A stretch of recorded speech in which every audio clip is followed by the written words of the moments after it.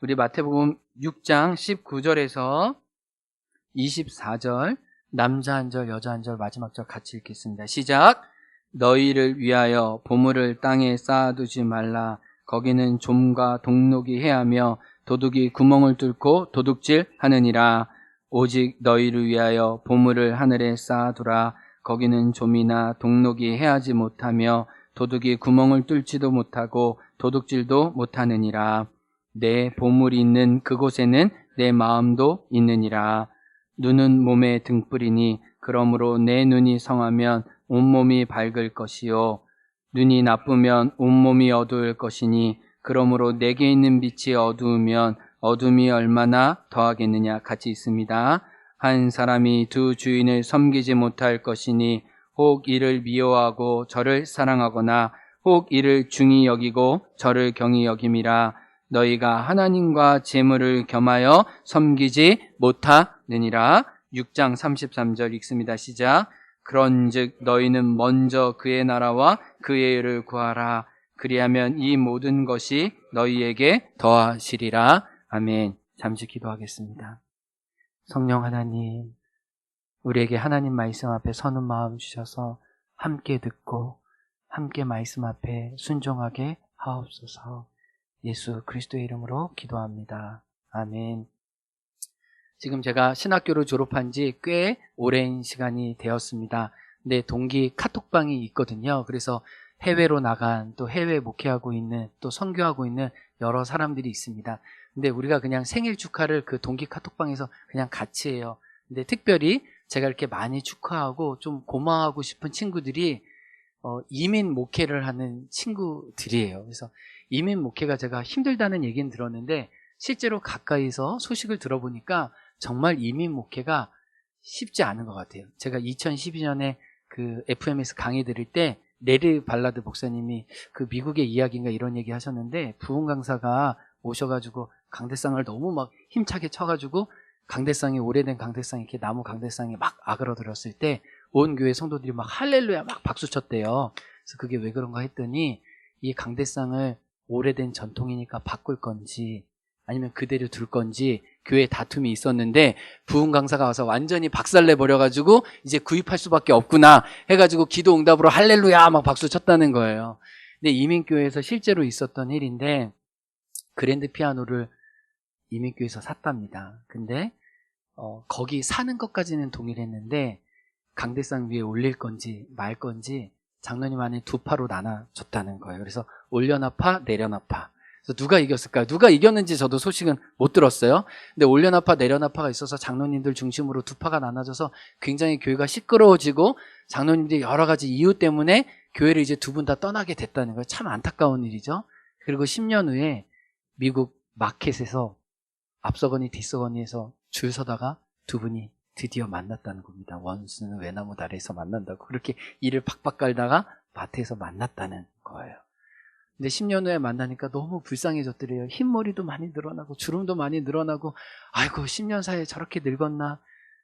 이 나이가 들면 미워하기가 힘들다고 그러더라고요. 왜냐하면 나이가 많이 들면 미워할 사람이 다 친구들이 다 죽는데요. 그래서 미워할 수가 없다고 그러는데 저 사람 저렇게 미워했는데 그게 다 늙어가네 해가지고 짐 대충 실어놓고 찻집에서 장로님 두 분이 김장로와 이장로가 서로 만나서 대화를 하게 됐다는 거예요. 우리가 왜 싸웠나 10년 후에 참 미안하네. 이제 우리 친구들 하나님 나라 다 가고 있는데 우리가 그때 조금 더 주님 나라 잘 섬겼으면 좋았을 걸. 이렇게 좀 뉘우치는 마음으로 서로 대화를 시작했다는 거예요. 근데 김장로님이 이장로님한테 얘기했다는 거예요. 근데 그때 내가 그랜드 피아노를 강대상에 올려놓자고 했나 내려놓자고 했나 기억이 안 나네. 여러분 기억이라도 해야 될 거 아니에요. 그렇게 교회가 갈라지도록 그랜드 피아노 가지고 싸웠으면은 내가 올려놓자라고 했는지 내려놓자고 했는지 기억해야 되는데 그것조차 기억하지 못했다는 거예요.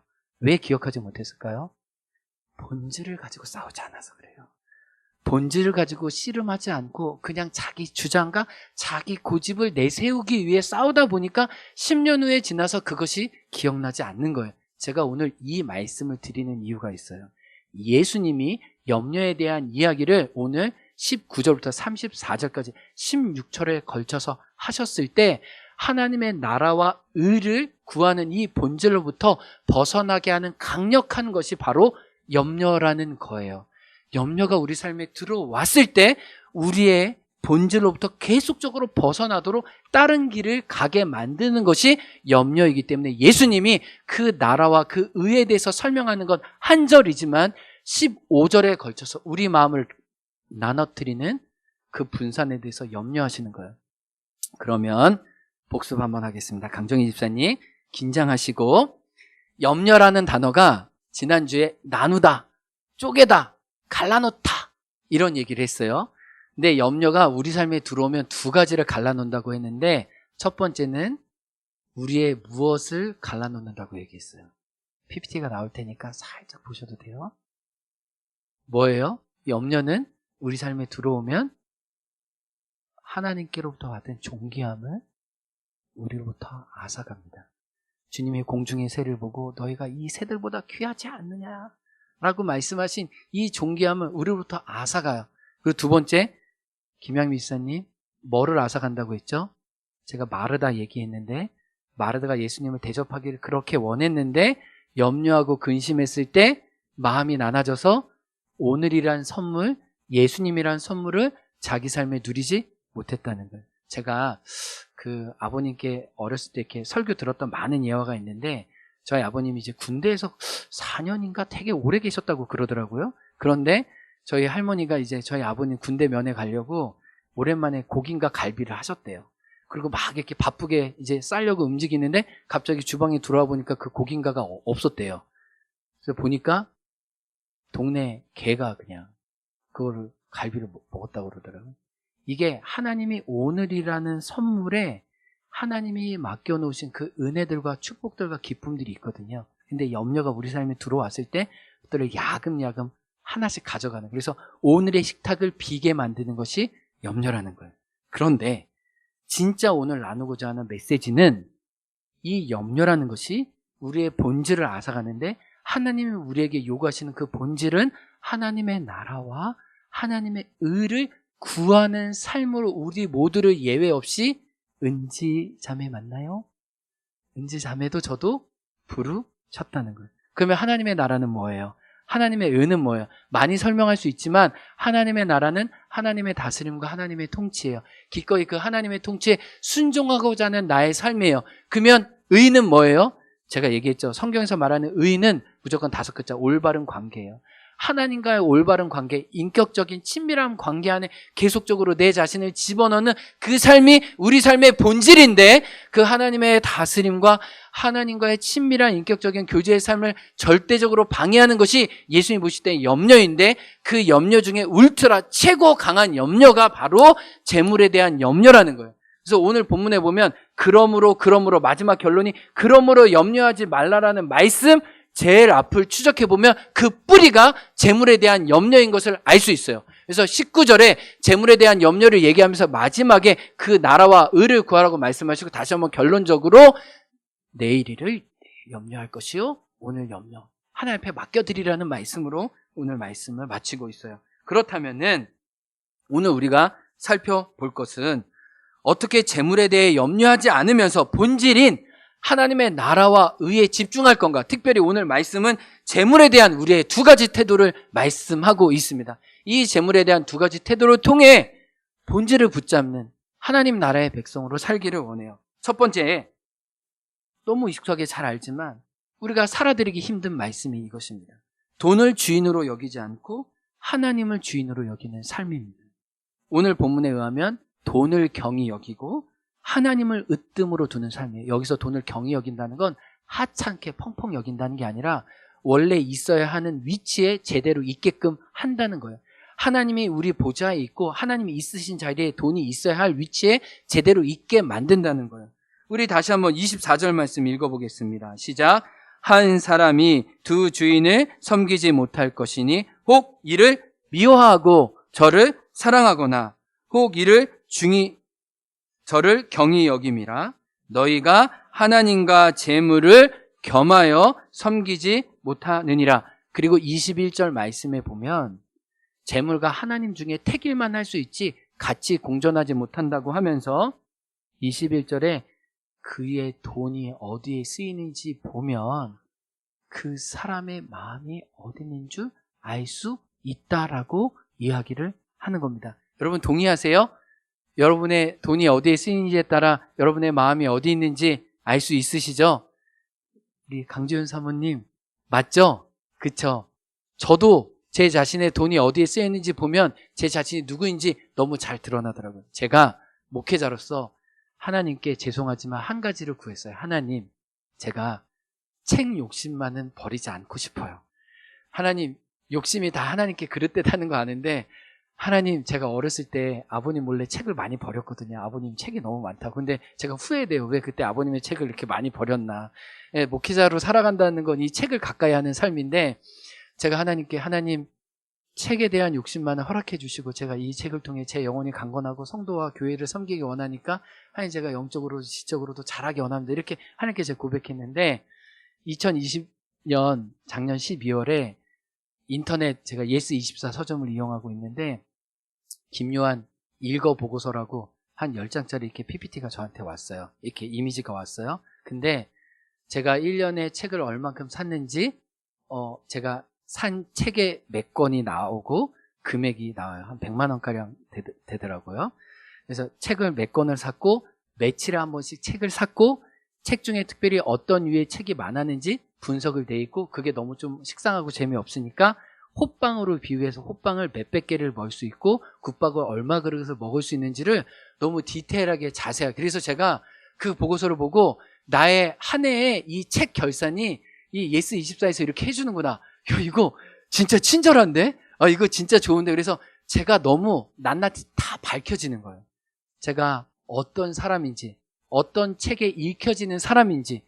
그러면서 제가 갑자기 마태복음 25장에 또 성경에 보면 우리가 하나님 앞에 셈한다고 했는데 하나님 앞에 셈할 때 나의 모습이 이거겠구나. 하나님이 내 마음이 내 보물이 있는 곳에 내 재물이 있다고 했는데 하나님이 이 땅에서 우리에게 달란트를 맡겨주셨을 때 그 재물과 달란트를 하나님은 어떻게 사용했는지 셈하는 날이 자세하게 디테일하게 올 것이겠구나 라는 생각이 드는 거예요. 그러면서 하나님이 오늘 말씀에 하나님의 것을 하나님께 드릴 때 하나님을 귀하게 여기고 중하게 여길 수 있다고 말씀하는 거예요. 그러니까 결국 우리는 하나님이 받으셔야 할 것을 하나님께 드리고 난 다음에야 재물이 그 다음 위치를 찾는데 우리가 하나님께 드려야 할 것을 내 것으로 먼저 취해오면 이 모든 우선순위가 망가졌기 때문에 그 아래 제대로 질서를 잡으려고 해도 하나도 질서가 잡혀질 수 없다는 거예요. 그래서 하나님의 우선순위는 먼저 재물을 통해 하나님의 우선순위와 하나님을 경외하는 것을 보이라는 거예요. 그게 무엇이에요? 바로 성경에서 말하는 11조의 원리예요. 나의 우선과 나의 가치와 나의 으뜸이 하나님께 있습니다. 하나님 중심으로 두고 나머지는 그 연하여 자기 자리를 찾기 원합니다 라는 거예요. 말라기 3장에 보면 하나님이 이렇게 얘기하세요. 마태복음 25장 예수님의 마지막 설교와 너무 닮아 있어요. 예수님이 마지막 날에 심판하는 날에 주의 날에 악인과 의인을 성경에 분별한대요. 그리고 자기를 경외하는 사람과 경외하지 않는 자를 갈라낸대요. 마태복음 25장에 예수님이 양과 염소를 오른쪽 왼쪽으로 가른다고 얘기하고 나를 구제하고 나를 섬긴 사람과 나를 학대하고 나를 입히지 않은 사람을 갈라놓는다고 얘기하잖아요. 근데 말라기 3장에 주님을 경외하는 사람과 주님을 경외하지 않는 사람의 특징이 그 윗절에 나오는데 11조라고 얘기합니다. 한번 읽어보겠습니다. 3장 8절이에요. 시작. 사람이 어찌 하나님의 것을 도둑질하겠느냐. 그러나 너희는 나의 것을 도둑질하고도 말하기를 우리가 어떻게 주의 것을 도둑질하지 아니하였나이까 하는도다. 이는 곧 11조와 봉헌물이라. 여러분, 우리가 보이지 않는 하나님을 보이는 재물을 통해 우리의 사랑과 진정성을 고백하고 보여드린다는 거예요. 제가 이 11조에 대한 예를 어떻게 설명하면 좋을까? 이 대부분 교회에서 목사들이 11조 얘기하면요, 많은 성도들이 마음에 실족하고 어려워해요. 이거 또 목사님 교회 재정이 없나 보다. 여러분, 그런 거 아니에요. 제 설명 한번 들어보세요. 저희 예린이가 이번에 졸업하면서 학교에서 장학금을 받았습니다. 가영이 부자중앙초 졸업할 때 장학금 얼마 받았어? 뭐 액수가 중요하진 않지만 그래도 좀 받았지. 많이 받았지. 졸업할 때 굉장히 자랑스러웠지. 내가 구자초등학교 잘한다는 거. 졸업생이 2명일 땐 거의 근 100만 원 가까이 받았다고 제가 얘기를 들었어요. 그래서 한 달 전에 우리 홍 무슨 선생님이 학교에 2억 원을 장학금을 기탁해 주셔가지고 저희 하이리부터는 더 많은 장학금을 받게 될 것 같아요. 굉장히 좋은 학교예요. 시골 학교지만, 작은 학교지만. 근데 저희 예린이가 학교에서 장학금을 탔을 때 12조를 드리고 난 다음에 저희 아내가 예린이와 얘기를 했어요. 예린아, 11조 엄마랑 나누자. 11조를 나누자는 게 아니죠. 받았던 이 장학금을 나누자. 그래서 그 비율도 6대4로 나누자고 했어요. 근데 예린이가 이제 돈의 개념도 알고 이러잖아요. 예린이가 어떻게 했을까요? 기쁘게, 오케이 엄마. 나는 이랬을까요? 가영아, 엄마가 나누자고 하면 기꺼이 나누니? 나눌 수 있지, 그치? 나눌 수 있지. 고개를 왜 이렇게 하다 갑자기 이렇게 해? 갑자기 아니겠다 그러는데 갑자기 내가 보니까 이렇게. 권사님 나눈답니다. 나눈답니다. 근데 예린이가, 나 그거 왜 나눠? 그거 아니야. 이렇게 얘기하니까 저희 아내가 잘 설명했어요. 예린아, 너가 지금 많은 사람한테 받은 것 중에 엄마 아빠가 그분들에게 많이 섬기고 나눴잖아. 그리고 너가 학교 생활하는데 엄마 아빠가 무심양면으로 함께 했잖아.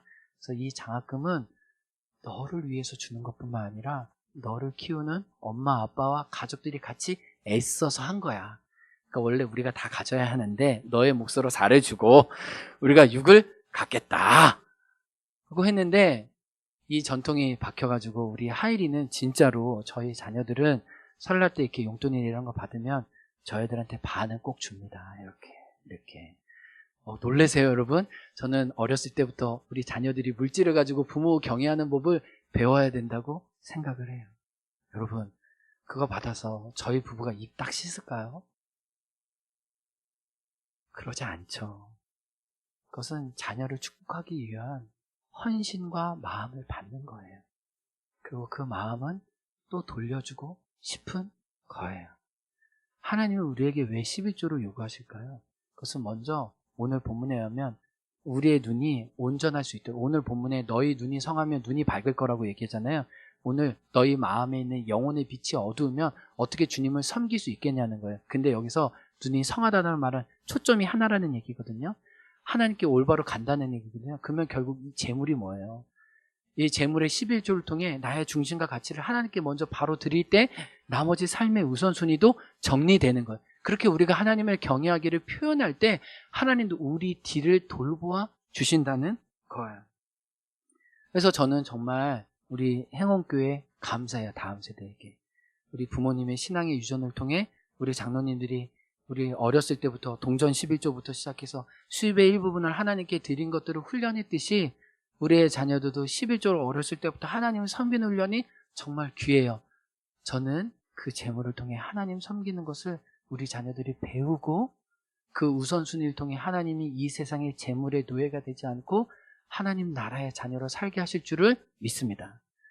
그래서 우리가 11조와 재물을 통해 이렇게 하나님을 경외하는 거고, 두 번째는 하늘에 쌓아두는 것을 통해 재물의 우선순위를 하나님께 고백하는 거예요. 따라해 보겠습니다. 하늘에 투자하라. 여러분 19절 말씀과 20절 말씀 보세요. 제가 오늘 여러분과 나누고 싶은 주제가 여기 있어요. 제가 오늘 이 마태복음 19장을 이제 3주 전부터 계속 묵상하고 있었는데, 저는 솔직히 어떤 생각이었냐면, 내가 하나님께 11조도 드리고 하나님을 위해서 내가 하나님께 감사헌금도 드리고 내가 가진 것을 하나님을 위해서 다 드린다고 생각했어요. 근데 오늘 말씀을 뭐 이렇게 제가 소리로도 읽고 뭐 드라마 성경을 읽고 여러 번 읽고 이러면서 저에게 가장 깊게 박힌 말씀이 있어요. 오늘 19절과 20절 앞에 나와 있는 그 구절이에요. 뭐죠? 누구를 위해서 하늘에 투자하고 하나님께 드리고 하나님께 11조로 내 믿음을 고백하는가 했더니, 저는 하나님을 위해서, 교회를 위해서, 누군가를 위해서인지 알았어요. 근데 주님은 그게 아니라고 저에게 저의 위치를 수정시켜 주셨어요. 누구를 위해서요? 너희를 위해서. 누구를 위해서요? 여러분의 이름을 넣어보세요. 시작. 요한이를 위해서. 누구를 위해서? 다시 한번 여러분의 이름 시작. 이게요, 진짜 주님의 마음이에요. 여러분, 주님이요, 뭐가 부족해요? 이사야에 보세요. 미가서에 보세요. 그 어떤 제물을 드린다고 해서 하나님이 만족해 하시겠어요? 하나님 우리 제물이 없어서 하나님이 일 못 하시겠어요? 그게 아니잖아요. 하나님 왜 어린 아이의 물고기와 떡을 찾으시는 거예요? 그걸 가지고 하나님의 일을 하시려면 그 영광에 제일 먼저 참여하는 그 어린 아이가 우리가 되게끔 하나님이 우리를 위해서 11조로 하나님을 섬기고 하늘 은행에 투자하면서 하나님의 하시는 일을 볼 수 있도록 우리를 그 하나님 나라의 풍성함과 잔치에 초대해 주신다는 거예요. 여러분 착각하지 마세요. 저도 착각을 벗어났어요. 나를 위해서 하는 거예요. 아멘. 누구를 위해서요? 나를 위해서. 그게 하나님의 본심이라는 거예요. 제가 2021년 1월 10일 제가 받은 한 메일을 여러분에게 나누려고 해요. 제가 이분의 허락을 받고 나눠요. 이분이 하나님을 위해서, 그러나 오늘 말씀처럼 자기에게 하나님이 어떻게 이 재정적인 은혜를 주셨는지 여러분과 함께 나누려고 해요. 제가 아가씨일 때 2004년에서 2006년 사이 어느 여름에 모 단체에서 여는 청년 대상 수련회 친구와 같이 참석한 적이 있었습니다. 몇 년도였는지 어느 지역이었는지 잊어버릴 정도로 가물가물하긴 한데 그때 잊지 못했던 강의 중 하나가 연변과기대 총장님이 오셔서 한 설교였습니다. 그분은 연변에 대학을 세워 청년들에게 복음 전하는 일을 사명으로 여기고 계셨습니다. 최종적으로 평양에 과기대를 설립하는 것이 목표라고 하셨습니다. 그래서 그 대학을 통해 평양의 청년들에게 복음이 들어가고 그들을 통해 북한이 변화되기를 바라신다고 하셨습니다. 저는 그 강의에 너무 큰 감명을 받고 그분이 하신 일에 동참하고 싶다는 생각을 했습니다. 그때 갑자기 떠오른 것이 미래를 위해 저축을 하고 있었던 청약 통장이었습니다. 지금도 선뜻 드리기 힘든 큰 액수가 모였는데 하나님은 저에게 오늘 본문처럼 하늘의 집을 지으라는 메시지를 계속 주셨습니다. 은행에서 청약을 해지하고 그 돈을 송금하기까지 머뭇거림이 없지는 않았습니다. 그래서 저는 기도했습니다. 하나님, 이 돈이면 평양과기대 화장실 한 칸 정도는 지을 수 있겠지요. 아무도 모르겠지만 그 한 칸은 제가 지은 겁니다. 언젠가 집을 사기 위해 모아두었던 돈을 하나님께 드리니 이제 이 땅에서 저의 집은 하나님이 책임져 주십시오. 그래서 기도했다는 거예요. 하나님, 저는 이왕이면 창문이 크고 많은 집이 좋습니다. 라고 전제를 달았다는 거예요. 그 후 결혼을 하고 난 2009년 2월 저는 제 이름으로 된 집으로 이사를 했습니다. 신기한 것은 저희 집이 제가 낸 헌금의 거의 딱 100배의 가격이라는 것이었습니다. 물론 최대 한도까지 대출을 받고 앞으로 계속 갚아나가야 하지만 매달 밀리지 않고 돈을 갚아가고 있으니 하나님의 기도 응답이 현재 진행형이라고 저는 믿습니다. 그리고 한 번에 이사를 또 했는데 이전 집이나 지금 집이나 거실의 두 벽이 전부 창문입니다. 할렐루야. 집을 고르고 구하는 일은 전적으로 하상훈 집사가 했기 때문에 저는 창문 넓은 집으로 가자는 말을 꺼낸 적이 없습니다. 오늘 목사님이 기억을 망각하면 예배가 끊긴다고 하신 말씀에 저는 다시금 그 은혜를 기억했습니다. 그러면서 평양과기대가 어떻게 세워졌는지 감격하며 기뻐했다는 얘기를 했어요. 그러면서 과거 일을 고백하면서 이런 얘기를 했어요. 새해 첫날부터 딱 하루 빼고는 마음이 편한 적이 없었습니다. 전국적으로 코로나가 줄고 있었다는데 이 좁은 진주 땅은 하루도 빠짐없이 10명 가까이 확진자가 나왔습니다. 그것도 점프 윙스가 있는 동네에 우리 동네가 중심이었습니다. 하루에 두세 번씩 확진 결과가 나오는 시간에 맞춰서 어김없이 문자가 날아왔습니다.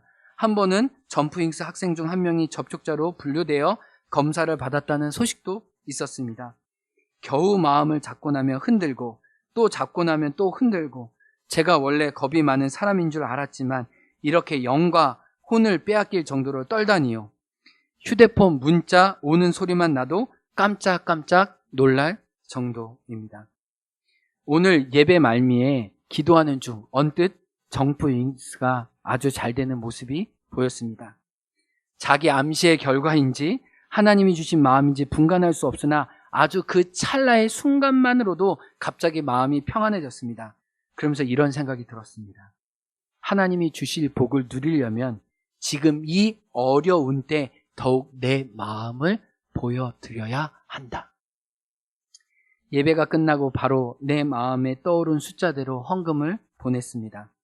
매달 형편대로 조금씩 건축에 힘을 보태기로 작정했는데 수입이 줄다 보니 이번 달은 패스할까 하는 생각이 싹을 틔우고 있었던 요즘이었습니다. 제 경험상 헌금은 미룰수록 금액이 자꾸 줄어듭니다.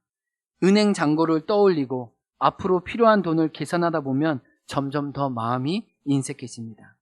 그런 헌금은 하나님도 싫어한다면서요 라고 자기의 믿음의 고백을 얘기해 주셨어요. 기뻐하시겠냐? 같이 기뻐했어요. 여러분, 꼭 모든 결과가 물질적으로 잘 된다, 내가 원하는 게 이루어진다라고 얘기하는 건 아니에요. 그러나 하나님 오늘 말씀에 우리의 필요를 헤아리고 아신다고 하는 거잖아요. 그러면 우리가 그의 나라와 의를 구하기 시작했을 때 하나님이 그게 필요하면 우리에게 주시지 않겠냐는 거예요. 우리가 하나님을 제한하지 않는다면, 그분에게 열려 있다면 하나님 하실 수 있지 않을까요?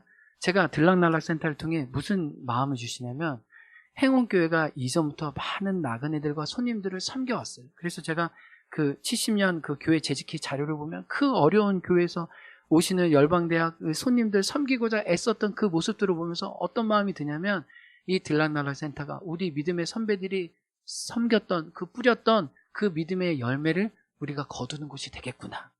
그리고 그 열매를 거둬서 우리 후손들이 또 거둘 열매를 위해 우리가 또 들락날락센터를 통해 심는 거겠구나. 그래서 하나님의 나라의 부요함들이, 하나님의 축복이 유통되겠구나. 우리가 누군가에게 복이 되려고 했을 때, 시간이 지났을 때 하나님이 우리를 복을 주셔서 그 복을 통해 누군가를 살리는 일을 하시겠구나라는 기대와 소망이 들었어요. 여러분 하나님은요, 이 재물을 통해 하나님의 일을 하세요. 저는 소망합니다. 우리가 하나님 나라의 유통 구조를 만들기 원해요. 그 유통에 기꺼이 저와 여러분이 참여하기 원해요. 그래서 하나님이 이 모든 필요를 하시고 하나님이 우리를 위해서 행하신 일들을 각자 간증하는 그 간증의 기도 제목이 우리에게 있기를 주님으로 축원합니다. 마지막으로 찬양 반주해 주시고, 제가 여러분에게, 하나님이 저에게 기도해 주시면서 한 가지 주신 이미지가 있어요. 우리 행원에 사는 사람들은 다 압니다. 행원 양식장에 광어들이 있죠. 네, 광어들이 나오는 그 자리에 중요한 몫에 우리 갈매기들이 그 자리에 있습니다. 제가 이렇게 자전거 타거나 이렇게 해서 볼 때 왜 이렇게 양식장 주변에 이렇게 갈매기가 많은지 봤더니 다 광어가 이렇게 뛰쳐나오는 거기에 다 자리 잡고 갈매기가 있더라고요. 근데 제가 오늘 설교를 위해서 기도하면서 안타깝게도 많은 사람들이 이 갈매기처럼 하나님은 바다를 주시고 저 조류를 주시고 어류를 주셔서 이 모든 것을 다 누리게 하셨는데, 때때로 우리는 그 광어 양식장에 광어 나오는 거 그것만 목매가지고 그것만 하루 종일 바라보며 살다가 한 번도 하나님의 나라와 의를 위해 날갯짓을 펴보지 못한 우리의 안타까운 성도님이 있다는 마음을 주셨어요. 여러분, 날개를 펼쳐서 날아가고 창공을 저으면 보입니다. 먹을 것이. 하나님은 우리가 그 나라와 의를 위해 독수리처럼 날면 필요한 것을 공급하십니다.